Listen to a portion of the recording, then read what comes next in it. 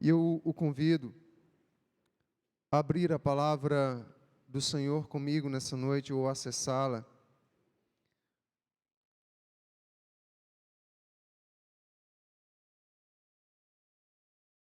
No terceiro evangelho, Evangelho de Lucas, capítulo 2. Lucas, capítulo 2.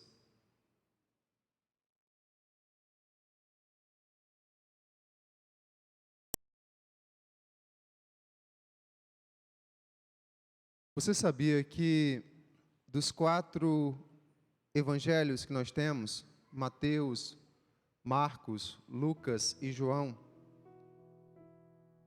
apenas 2 deles registram os detalhes do nascimento milagroso ou nascimento virginal do Filho de Deus, do Senhor Jesus Cristo. Que é justamente Mateus e Lucas. Nós então vamos acompanhar o registro que está em Lucas capítulo 2. Acompanhe na sua Bíblia, ou se você está sem uma Bíblia, pode acompanhar o texto pela nossa projeção. Vamos ler alguns versículos. Nos diz assim: Naqueles dias, César Augusto publicou um decreto ordenando o recenseamento de todo o Império Romano. Este foi o primeiro recenseamento feito quando Quirino era governador da Síria. E todos iam para a sua cidade natal a fim de alistar-se. Assim, José também foi da cidade de Nazaré da Galileia para a Judéia, para Belém, cidade de Davi, porque pertencia à casa e à linhagem de Davi. Ele foi a fim de alistar-se com Maria, que lhe estava prometida em casamento, e esperava um filho. Dá uma pausa aqui. Nós vamos compartilhar alguns aspectos desse nascimento milagroso, desse nascimento incomparável, desse nascimento singular. O nascimento do Filho unigênito de Deus, aquele que é a luz do mundo e que veio para brilhar em nossos corações, em especial nos corações que se abrem para recebê-lo. A princípio nós vemos a ação soberana de Deus manifestando a sua vontade, intervindo diretamente na história, para que os seus planos, para que os seus propósitos sejam plenamente cumpridos.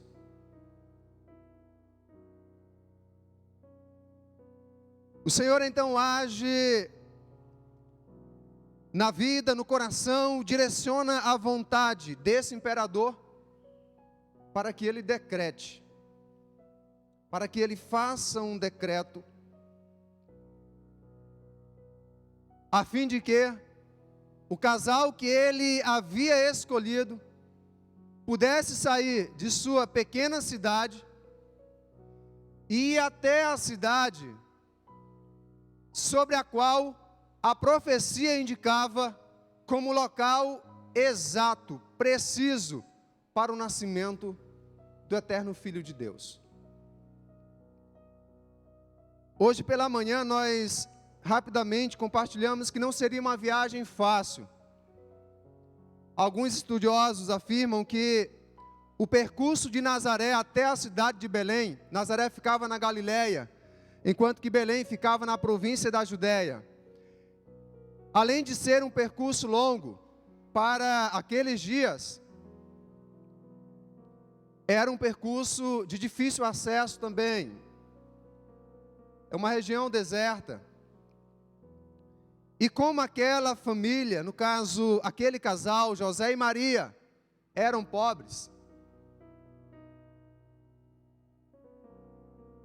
eles eram tão pobres, que quando foram oferecer o sacrifício lá no templo, eles não levaram um cordeiro, porque não tinham um cordeiro. Eles levaram pombas ou pombos que foram oferecidos como sacrifício. Então eles não tinham a carruagem. José tinha um jumento. E esses 120 quilômetros de Nazaré até Belém, Maria, no seu 9º mês de gestação, fez montado em um jumento. Eu não sei quais os arranjos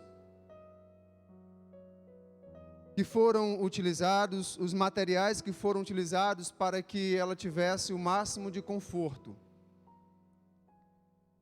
Eu sei que muitas vezes quando nós fazemos uma viagem de 100 quilômetros, de 120 quilômetros em um pau de arara, nós chegamos lá quebrados. Imagine então 120 quilômetros montado em cima de um jumento. Se alguém aqui se desafiar um dia a fazer,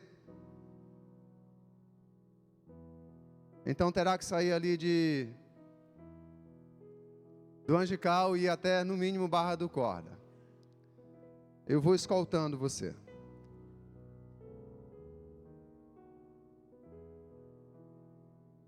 Esse casal encarou esse desafio. Chegaram então ao local. E como é do conhecimento de todos, de crentes e não crentes, é uma história contada através de muitas gerações e em quase todos os povos. Chegaram ao local e como havia muitas pessoas que haviam se dirigido a Belém, todas as hospedarias estavam lotadas.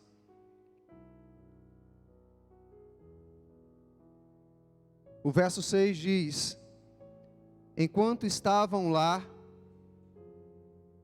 chegou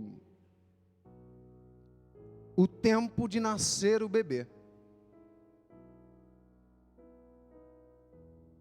E ela deu à luz o seu o quê? Ela deu à luz ao seu. Eu quero abrir um parênteses aqui para trazer uma aplicação e uma informação preciosa também. Quem é o primogênito? Quem é o primogênito? O primeiro filho. Se qualquer mulher nesse mundo inteiro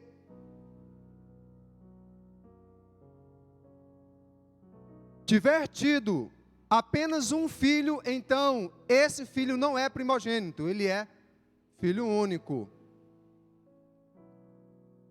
Aqui é nos dito, a Escritura Sagrada, a Palavra de Deus nos afirma que ela deu à luz o seu primogênito, o seu primeiro filho.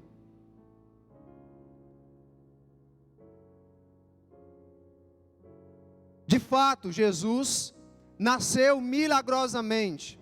Ele nasceu virginalmente.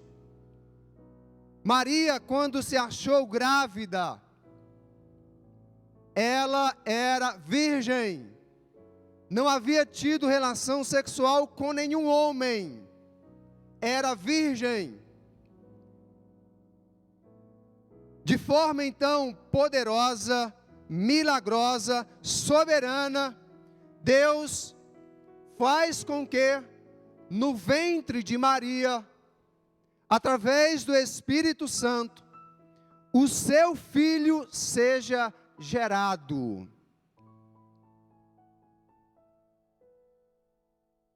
Ele foi gerado milagrosamente, não teve a participação de José e nem de nenhum outro homem. Jesus então nasce, é o primogênito, porque depois José vai ter filhos. Maria e José vão gerar filhos. E alguns desses filhos, a Escritura nos dá os seus nomes. Mateus capítulo 13, verso 55. Tiago, José, Simão e Judas. Não é este o filho do carpinteiro? O nome de sua mãe não é Maria? E não são seus irmãos Tiago, José, Simão e Judas? Uma orientação, uma informação, um esclarecimento. Ela permaneceu virgem até o nascimento do seu filho primogênito, Jesus Cristo, o Filho de Deus. Voltando ao nosso texto, nos diz que ela envolveu-o em panos e o colocou numa manjedoura. Meus amados, eu fico tentando imaginar essa situação aqui. Se não todos, a maioria de nós conhecemos uma manjedoura. O local onde os pecuaristas, os criadores, colocavam a comida para os animais. Imaginemos então, aquele sobre quem a Escritura declara que todas as coisas foram criadas por meio dele e para ele. Tudo veio a existir a partir dele. Todas as coisas são sustentadas por ele. Ele criou esse mundo.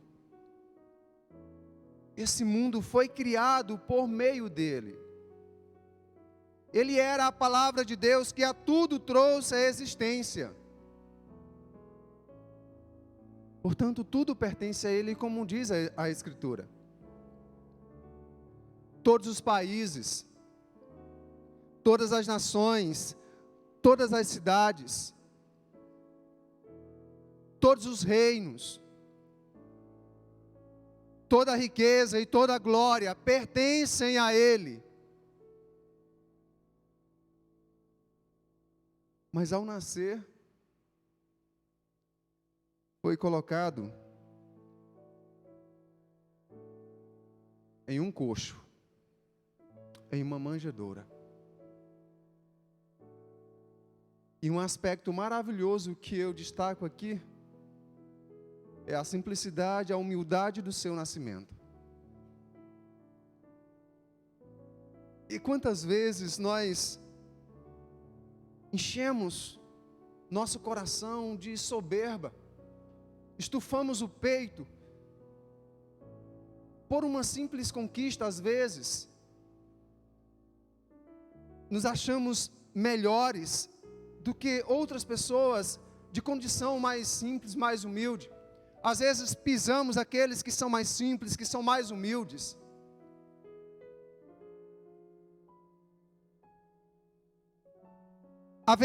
Às vezes reclamamos de um determinado local que alguém bondosamente nos ofereceu para nos hospedar.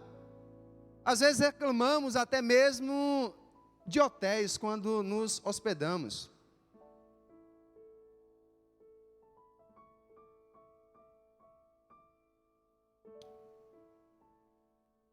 Será que José reclamou? Será que Maria reclamou? Será que posteriormente Jesus se envergonhou de ter sido colocado em uma manjedoura? Certamente não. Mas algo ainda constrange profundamente o meu coração e muito me faz refletir. A razão pela qual ele foi colocado ali numa manjedoura. O final do verso 7 diz: porque não havia lugar para eles na hospedaria. Meus amados, eis aqui um símbolo da rejeição que Jesus, o Filho de Deus,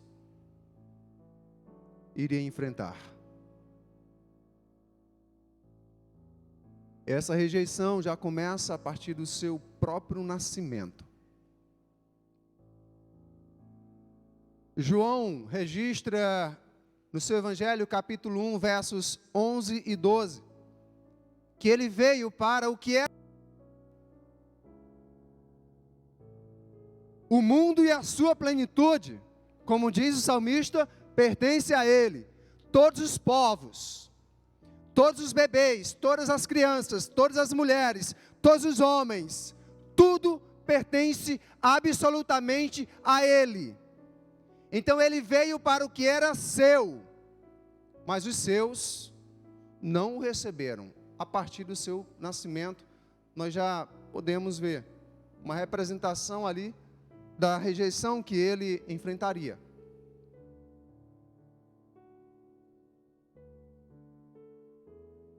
E pesa em meu coração dizer que essa rejeição ainda permanece. Da mesma forma que figuradamente ou simbolicamente foi buscado um local, uma hospedaria, para que ele viesse a nascer, Jesus continua buscando os corações onde ele possa nascer espiritualmente, mas muitos corações continuam fechados, ocupados como aquela hospedaria. Muitos corações não oferecem nenhum espaço para que ele possa nascer. Estão ocupados, possuídos pelos vícios. Estão possuídos pelos prazeres, pela correria infernal desse mundo. Não há espaço para ele nascer espiritualmente em muitos corações. Assim como não houve naquela hospedaria.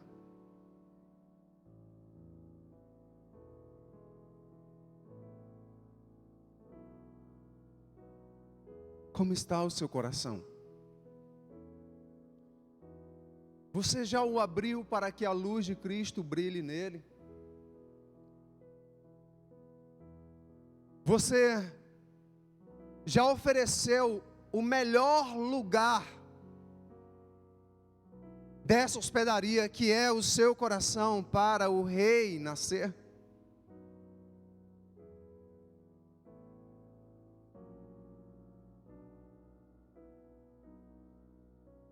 Ou você percebe tantas coisas que esse mundo tem colocado e que tem enchido o seu coração? Reflita sobre isso nessa noite.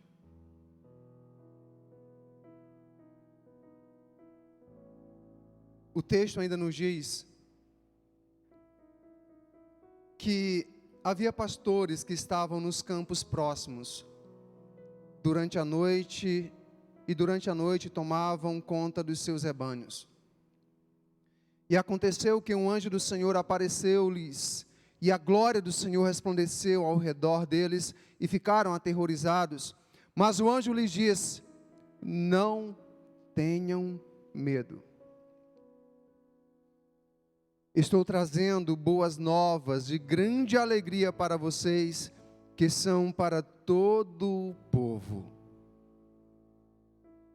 Estou trazendo boas novas de grande alegria para vocês e para todo o povo. Escute, essas boas novas de grande alegria, eu acredito que elas só podem ser comparadas com as boas novas da ressurreição. As boas novas da ressurreição gloriosa. Mas escute, essas boas novas de alegria não é só para você. Os anjos deixaram bem claro que essas boas novas de grande alegria, elas são para você, para mim e para todo o povo. Leve ela à sua família. Leve elas aos seus parentes, amigos. Levemos elas a todos, pois é para todo o povo. Mas para levar boas novas de grande alegria, é preciso se alegrar com elas. Você se alegra pelo fato de Deus ter enviado o seu único filho para nascer neste mundo cheio de pecadores? Entre todos eles se encontram você e eu. Você se alegra com isso?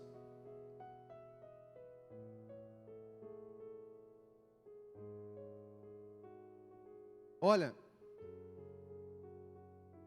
nenhum de nós, por mais terrível que seja um filho, uma filha, por mais problemáticos que eles sejam, por mais trabalho que eles nos deem,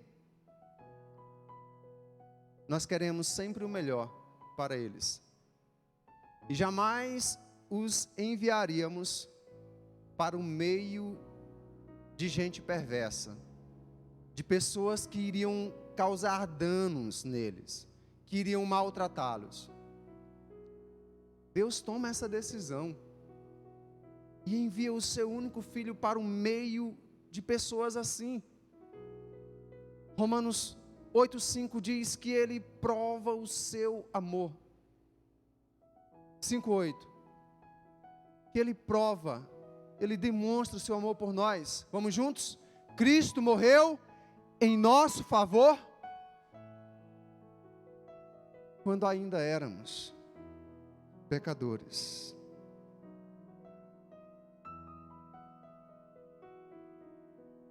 O texto de Lucas ainda nos diz: hoje na cidade de Davi nasceu o Salvador, que é Cristo o Senhor.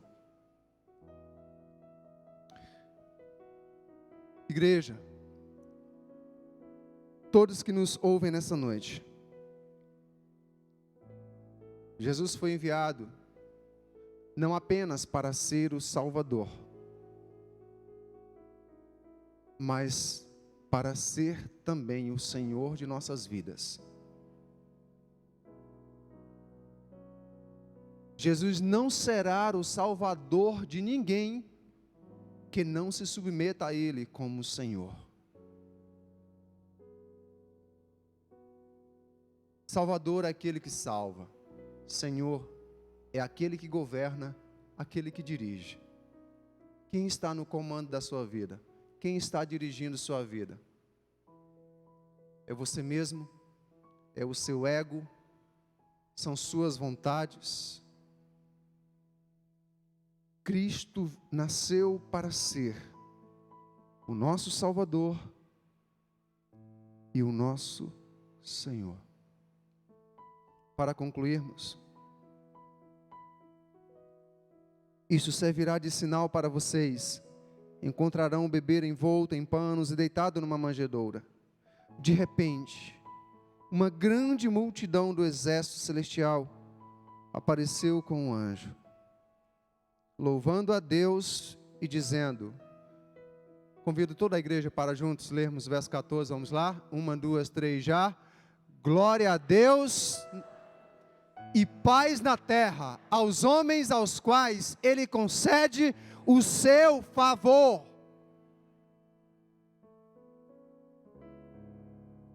A glória não é sua, não é minha e não é nossa. A glória é exclusivamente dedicada a Deus. A glória é de Deus, pelo que Ele fez, pelo que Ele faz e por tudo que Ele ainda fará. Seu filho nasceu milagrosamente. A glória é de Deus.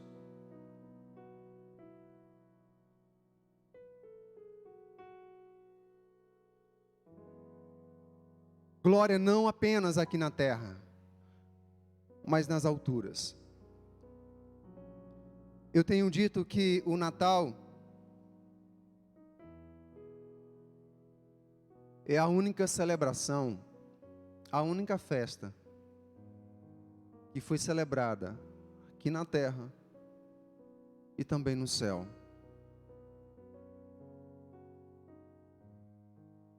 A glória é sempre de Deus.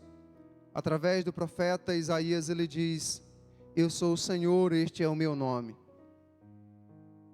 A minha glória não darei a ninguém, e nem o meu louvor eu vou dividir com as imagens de escultura. Eu sou o Senhor.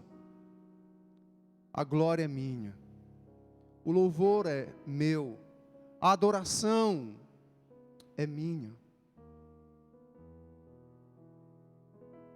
Mas a paz é destinada a você, a mim, é destinada aos homens aqui na terra. A paz é concedida aqui, mas ela não tem origem aqui. A paz vem do céu. Se você tem buscado paz aqui nessa terra, eu lamento muito em lhe contrariar ou lhe constranger. Você não vai encontrá-la aqui nessa terra, nesse mundo. Se você realmente deseja encontrar a verdadeira paz, precisa buscar em Cristo. Ela vem do céu para os homens que estão na terra, aos quais Deus concedeu o seu favor. Favor aqui é graça. Meus irmãos, como essa palavra é dourada, como essa palavra é preciosa, como essa palavra é bendita. Graça, favor que você e eu não merecemos. Em 1000 anos, ou mesmo em uma eternidade, nós jamais iríamos merecer que Deus enviasse o seu único filho para morrer numa cruz por cada um de nós.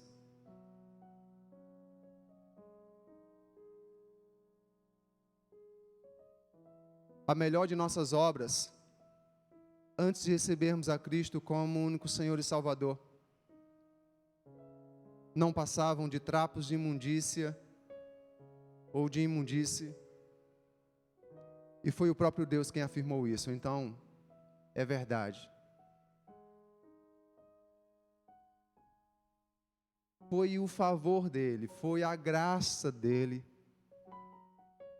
regada pelo seu amor, que trouxe Jesus a esse mundo.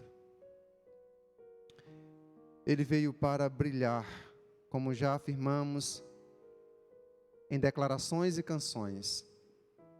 Ele veio para brilhar em cada coração que se abre para Ele. Você vai abrir de fato e de verdade? Você vai tomar essa decisão de abrir o coração hoje e permitir que Ele venha nascer? Ou vai continuar com o seu coração fechado, a porta trancada? Vai continuar dando o seu coração para os prazeres desse mundo, para os vícios e tantas outras coisas que só geram a morte? É uma decisão que cabe a você. Ele disse: eu sou, em João 8,12, a luz do mundo. Quem me segue não andará nas trevas, mas terá a luz da vida. Em João capítulo 12, verso 35, as palavras dele: por mais um pouco de tempo a luz estará entre vocês. Por mais um pouco de tempo a luz estará entre vocês. Andem enquanto vocês têm a luz. Essa luz vai ser tirada. Essa luz vai ser tirada.